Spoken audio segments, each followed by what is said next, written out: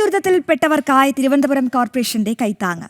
ദുരിതബാധിതർക്കായി corporation ശേഖരിച്ച അവശ്യ സാധനങ്ങളുടെ കൂടുതൽ ലോറികൾ നഗരസഭയിൽ നിന്നും പുറപ്പെടുകയാണ്. പത്തനംതിട്ട, തിരുവല്ല, റാന്നി അടക്കമുള്ള പ്രദേശങ്ങളിലെ ദുരിതബാധിതർക്കാണ് സാധനങ്ങൾ നൽകുക. വിവരങ്ങളുമായി MS വീണ ചേരുകയാണ്. വീണ, ഇതൊക്കെയാണ് അതിജീവനത്തിന്റെ ഉദാത്ത മാതൃക. അവർക്ക് കൈത്താങ്ങാവുകയാണ് തിരുവനന്തപുരം കോർപ്പറേഷൻ.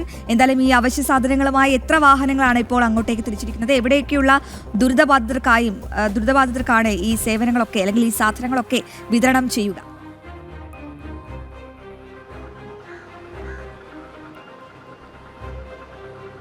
അശ്വതി, പ്രളയക്കെടുതിയിൽ ദുരിതമനുഭവിക്കുന്ന സംസ്ഥാനത്തെ വിവിധ ജനങ്ങൾക്കായാണ് അനന്ത പത്മനാഭന്റെ മണ്ണിൽ നിന്നുകൊണ്ടുള്ള സഹായവുമായി തിരുവനന്തപുരം ഡെപ്യൂട്ടി മേയർ ആശാനാഥും ഒപ്പം തന്നെ കരമന അജിത്തും സജി പാപ്പനംകോടും ഉൾപ്പെടെയുള്ള ഭരണസമിതി അംഗങ്ങൾ പുറപ്പെട്ടിരിക്കുന്നത്.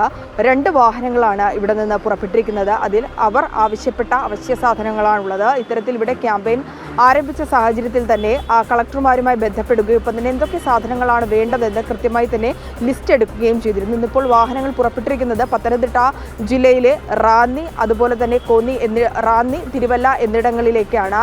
അല്പസമയങ്ങൾക്ക് മുമ്പാണ് തിരുവനന്തപുരം നഗരസഭയിൽ നിന്ന് ഈ വാഹനങ്ങൾ അങ്ങോട്ടേക്ക് പുറപ്പെട്ടിരിക്കുന്നത് എന്നുള്ളതാണ്. വളരെ ആശ്വാസകരമായിട്ടുള്ളൊരു ഒരു കാര്യങ്ങൾ തന്നെയാണ് ഈ ജനങ്ങൾക്ക് ഇവിടെ നിന്ന് ലഭിക്കുന്നത് എന്നുള്ളതാണ്. ബ്ലാങ്കറ്റുകൾ ആവശ്യപ്പെട്ടുകൊണ്ട് ഒപ്പം തന്നെ കുടിവെള്ളം, വസ്ത്രങ്ങൾ തുടങ്ങിയവർ ആവശ്യപ്പെട്ടിരുന്നു എന്നുള്ളതാണ് അല്പസമയങ്ങൾക്ക് മുമ്പ് ഡെപ്യൂട്ടി മേയർ നമ്മളോട് പറഞ്ഞതും.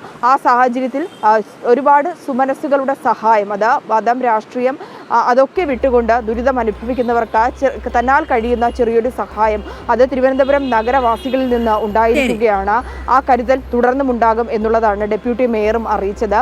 ഇനിയുള്ള ദിവസങ്ങളിലും വരുന്ന മണിക്കൂറുകളിലും ഇവിടെ ഈ കളക്ഷൻ പോയിന്റ് വിവരങ്ങൾ വ്യക്തമാണ്. എന്തായാലും ഇപ്പോൾ ദുരിതബാധിതർക്കായുള്ള അവശ്യ സാധനങ്ങളുമായി ഡെപ്യൂട്ടി മേയർ അടക്കമുള്ളവർ പുറപ്പെട്ടിരിക്കുകയാണ്. ഏറ്റവും പ്രധാനപ്പെട്ട വിവരങ്ങൾ പങ്കുവയ്ക്കുകയായിരുന്നു MS വീണ.